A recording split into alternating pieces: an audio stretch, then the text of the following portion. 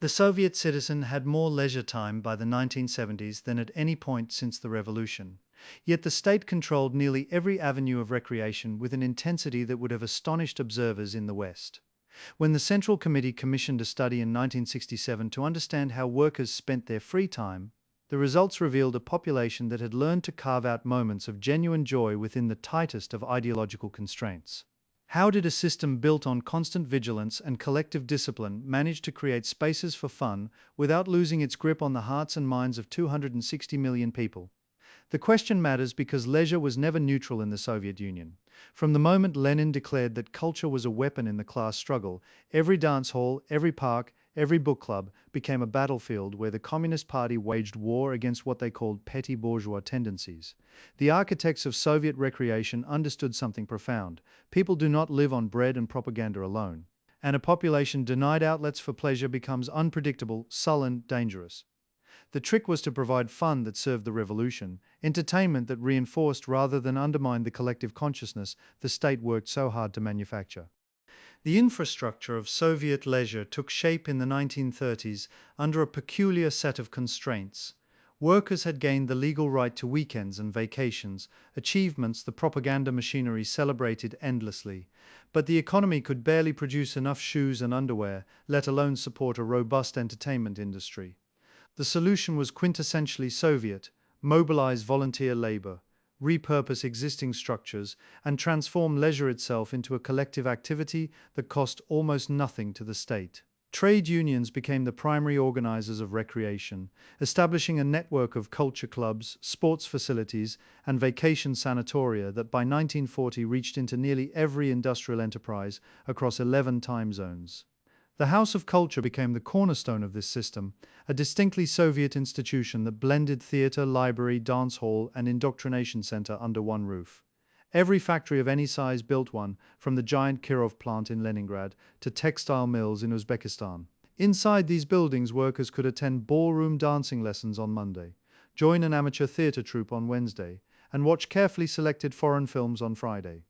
The Gorky Automobile Factory in Moscow maintained a house of culture with 17 different clubs, including photography, chess, radio engineering, and folk singing. Membership in these clubs was free, attendance was encouraged by management, and the line between recreation and political education remained deliberately blurred. If you're the kind of person who wants to understand how societies engineer consent through institutions most people never think twice about, you'll find that kind of deep dive into Soviet and Cold War mechanics regularly on this channel. So subscribe now, because we're building a community that looks past surface-level narratives to expose the hidden machinery of history.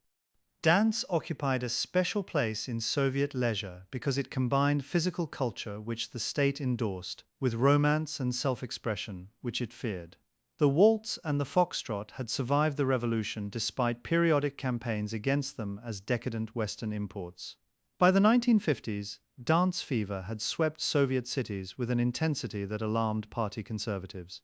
In Leningrad alone, the municipal culture department counted over 300 amateur dance clubs by 1956, many meeting in cramped apartments because official venues could not accommodate demand. Young people queued for hours to enter dance halls, and those denied entry sometimes danced on the street outside, their movements visible through windows illuminated by streetlights and desire. The twist arrived in the Soviet Union in 1962 like contraband, carried across borders by merchant sailors and students returning from Prague and East Berlin. Unlike earlier Western dances that required partners and formal instruction, the twist was anarchic, individual, impossible to regulate. You could twist alone or in groups with minimal space, no training, no special shoes. The Central Committee issued warnings. The Komsomol newspaper denounced it as a symptom of capitalist cultural aggression, but the twist spread through universities and factory dormitories with the speed of wildfire. By 1963, some houses of culture quietly incorporated the twist into dance nights, a tacit admission that absolute prohibition had failed and controlled tolerance might prevent something worse. Sports offered a more ideologically acceptable outlet, and the Soviet state poured resources into athletic facilities that would have seemed extravagant given the housing shortages and consumer goods scarcity. The logic was both genuine and cynical. Genuine because Bolshevik ideology celebrated physical fitness and collective competition, cynical because Olympic medals and hockey victories provided proof of Soviet superiority that propaganda alone could never manufacture. Every city maintained stadiums, swimming pools, and sports societies organized around trades and professions. Dynamo was for security services, Spartak for trade cooperatives, Torpedo for automobile workers, Lokomotiv for railway employees.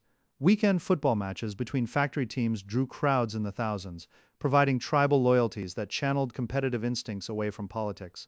But the most distinctly Soviet contribution to mass leisure came through the sanatorium system, a vast network of subsidized vacation facilities that by the 1970s sent millions of workers annually to the Black Sea coast, the Caucasus Mountains, and the mineral springs of the Urals. Trade unions allocated sanatorium vouchers based on seniority and productivity, creating a reward system that reinforced workplace discipline. A 2-week stay at a decent sanatorium cost a worker perhaps 30 rubles when the average monthly wage approached 200, an extraordinary subsidy that bought loyalty and gratitude.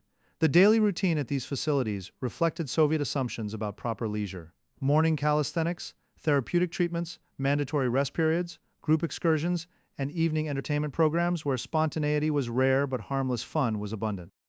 Reading remained the most widespread form of private recreation, and Soviet citizens were voracious readers in ways that startled Western observers. The state published books in massive print runs, pricing them below production cost to fulfill Lenin's vision of a literate working class. A factory worker could buy a complete collection of Pushkin for the price of a few dinners at a canteen. Public libraries existed in virtually every town, stocked according to ideological priorities, but supplemented by classics of Russian and approved foreign literature. By 1970, the Soviet Union led the world in books published per capita and library circulation, a statistic the propaganda machine celebrated without acknowledging the irony that readers were consuming 19th-century novels more enthusiastically than contemporary socialist realist fiction. The gap between officially promoted literature and what people actually wanted to read created a shadow economy of book exchanges that operated in offices, universities, and apartment buildings across the country. Rare or restricted books circulated through networks of trust, borrowed for a single night, read hastily, and returned by morning. Samizdat, the practice of typing and distributing censored manuscripts through carbon copies, represented the extreme end of this hunger for unapproved reading matter. But even mainstream readers developed sophisticated strategies for obtaining the detective novels, science fiction, and foreign classics that publishing houses released in quantities insufficient to meet demand. Standing in line for hours to buy a new book became a social event in itself, a place to argue about literature and exchange information about upcoming releases. Television arrived late to the Soviet Union compared to the West, but spread with remarkable speed once production began in earnest in the late 1950s. By 1970, over half of Soviet families owned a television set, and the figure was climbing rapidly. The state broadcast only 2 channels in most areas, programming carefully curated to combine education, propaganda, and enough entertainment to keep viewers watching. Certain programs became national phenomena that stopped conversations in every republic from Estonia to Kazakhstan. The KVN comedy competition, launched in 1961, featured student teams engaging in improvised humor that occasionally pushed boundaries while remaining just politically acceptable enough to survive official scrutiny. When it was cancelled in 1972 after jokes grew too sharp, the public outcry revealed how invested people had become in this small space of controlled irreverence.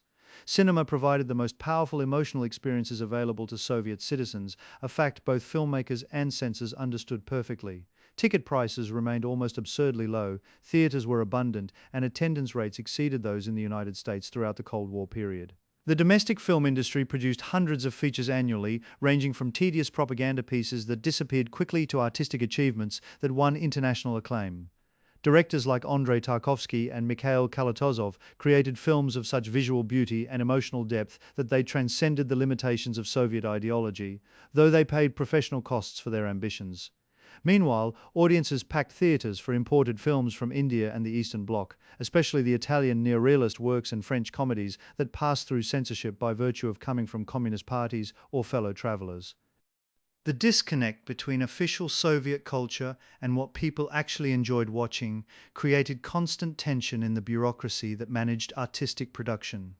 Goskino, the State Cinema Committee, faced an impossible mandate: produce films that advanced socialist values while also generating ticket revenue to justify their production costs.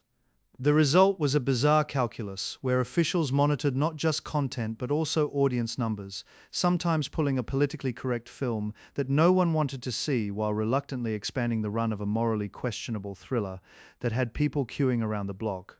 The 1966 film adaptation of The Elusive Avengers, a Civil War adventure with virtually no ideological content beyond identifying Reds as heroes and Whites as villains, became one of the decade's biggest hits precisely because it offered pure entertainment largely free of pedagogical intent. Music existed in a permanent state of negotiation between control and chaos.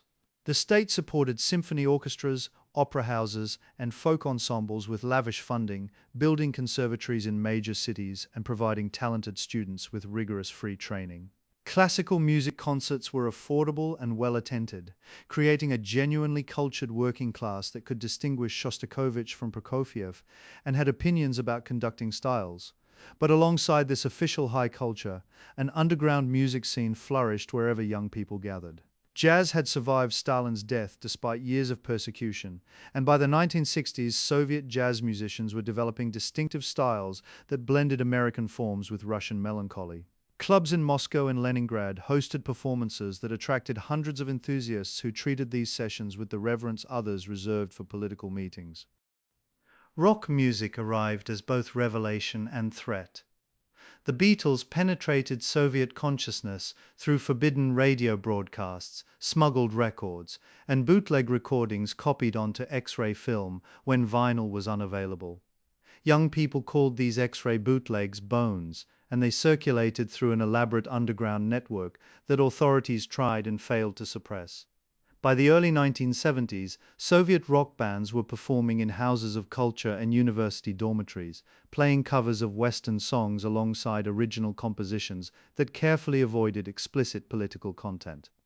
The KGB monitored these concerts, occasionally intervening when lyrics crossed invisible lines, but generally tolerating a scene that functioned as a pressure release valve for youth discontent. Nature provided an escape that required no official permission. The Soviet Union's vast geography offered forests, mountains, and rivers that became destinations for weekend hikers and seasonal vacationers. The practice of gathering mushrooms and berries became a national obsession, an activity that combined fresh air, mild exercise, and practical food collection in a way that fit perfectly with Soviet values of self-sufficiency. Families would spend entire Sundays in forests near major cities, returning with buckets of mushrooms to be pickled and stored for winter. Dachas, tiny plots of land with rudimentary structures, became the most coveted possession for urban families. Though technically these were not private property but long-term leases, they functioned as private retreats where families could garden, relax, and escape the collective gaze of apartment living. The dacha phenomenon revealed the limits of collectivism in Soviet life. Here, among the vegetable patches and fruit trees, people built fences, planted what they wished, and entertained friends without formal programs or supervision. The state tolerated this privatization of leisure partly because dacha gardens supplemented the unreliable food supply and partly because the safety valve of weekend retreats made urban apartment life more bearable. By the 1980s, roughly 30% of urban families had access to a dacha, and these plots had become informal sites of both intensive agriculture and genuine recreation. People who spent their work weeks as engineers, teachers, and factory supervisors spent their weekends digging potatoes and pruning apple trees, finding in this manual labor a satisfaction their official employment often failed to provide. Chess occupied a unique position as both recreation and national project. The Soviet state invested enormous resources in chess education, establishing clubs in schools and houses of culture, publishing instructional materials, and creating a competitive pyramid that identified and cultivated talent from an early age. This was not merely about producing world champions, though Soviet players dominated international competition for decades. Chess represented intellectual achievement that required no expensive equipment, developed analytical thinking, and could be portrayed as a socialist victory over capitalist opponents. Millions of ordinary citizens played chess regularly in parks, on trains, and during lunch breaks. In major cities, chess enthusiasts gathered in designated zones of public parks where dozens of games proceeded simultaneously. spectators analyzing positions and debating strategies with the intensity other cultures reserved for sports. Drinking, of course, was recreation by default for millions of Soviet men and a significant number of women, though authorities viewed it more as a public health crisis than a leisure activity. The state held a monopoly on alcohol production and derived substantial revenue from vodka sales, while simultaneously campaigning against alcoholism with posters, films, and mandatory education sessions. This contradiction was never resolved. Factory workers received wages on the same days each month, and those paydays were followed by predictable waves of absenteeism and public drunkenness. Some workplaces organized dry clubs and sports competitions scheduled for paydays, attempting to redirect recreational drinking into supervised socializing. But these efforts achieved mixed results at best. The culture of communal vodka drinking, with its rituals of toasts and the obligation to empty each glass completely, persisted across social classes and geographic regions as perhaps the most authentically voluntary leisure activity in Soviet life. The youth organizations attempted to structure leisure for children and teenagers with programs that combined ideological education and genuine fun. The young pioneers organized summer camps, hiking expeditions, and hobby clubs that introduced millions of children to photography, model building, and amateur radio. The quality varied enormously. Some camps were genuinely wonderful experiences with dedicated counselors and well-maintained facilities, while others were exercises in boredom and rigid discipline. Teenagers in the Komsomol faced increasingly obvious contradictions between official ideology and the Western cultural influences seeping through borders. By the 1970s, urban youth were listening to smuggled rock albums, wearing denim when they could obtain it, and treating Komsomol meetings as tedious obligations to be endured rather than opportunities for political development. The state's response to Western cultural infiltration oscillated between suppression and selective appropriation. Officials condemned the hippie movement when it appeared in Soviet cities in the late 1960s, yet eventually permitted certain Western musical styles into the mainstream once they could be Sovietized and monitored. The emergence of vocal instrumental ensembles, officially approved rock groups that performed at houses of culture and on state television, represented this compromise. These groups had to submit lyrics for approval, avoid explicit imitation of Western acts, and include songs about peace, labor, and Soviet achievements in their repertoire. Yet within these constraints, some musicians created work of genuine artistic merit and provided audiences with the energetic music they craved. Hobbies and collecting became serious pursuits for many Soviet citizens, partly because consumer goods scarcity made acquisition itself a form of entertainment. Stamp collecting reached remarkable levels of sophistication, with collectors specializing in particular countries, themes, or periods. The State Postal Service issued commemorative stamps regularly, and international exchanges brought rare specimens from abroad. Photography clubs flourished despite the expense and difficulty of obtaining quality cameras and developing chemicals. Amateur radio operators built their own equipment and made contacts around the world. Their hobby tolerated because it demonstrated Soviet technical prowess even as it created uncontrolled communication channels with the capitalist world. The circus offered spectacle that transcended ideology, a rare form of entertainment that required no translation or political interpretation. Soviet circuses maintained extraordinarily high technical standards, and the Moscow State Circus became an internationally recognized brand. Performances combined acrobatics, animal acts, and clowning in ways that delighted children and adults equally. Tickets were affordable, and shows traveled to cities across the Soviet Union, bringing professional entertainment to regions that rarely saw it. The circus represented one of the few cultural spheres where Soviet achievements genuinely matched the propaganda claims, where the promise of accessible, high-quality entertainment for the masses became reality. What emerges from this vast landscape of Soviet leisure is a portrait of negotiation more than oppression, of people finding joy in the margins while accepting that certain boundaries could not be crossed.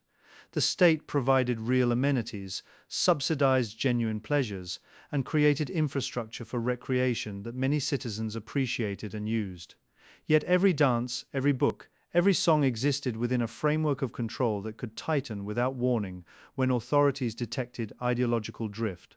The result was a population that learned to enjoy what was offered while quietly pursuing what was forbidden, who knew exactly where the lines were drawn even when those lines shifted, who became expert at distinguishing between mandatory participation and genuine fun. This dual consciousness, This ability to inhabit official Soviet culture while maintaining private spaces of authentic recreation became perhaps the most distinctive feature of life in a system that claimed total authority over human activity, but could never quite regulate the human need for pleasure, beauty, and moments of genuine freedom. The collapse of the Soviet Union revealed that while the state could build houses of culture and subsidize sanatoriums, it could not ultimately compete with the seductive chaos of market-driven entertainment. Yet those who lived through the Soviet era often remember their recreation not as deprivation, but as a different kind of abundance, where access mattered more than choice and community experiences. Sometimes created bonds that purely commercial leisure never could.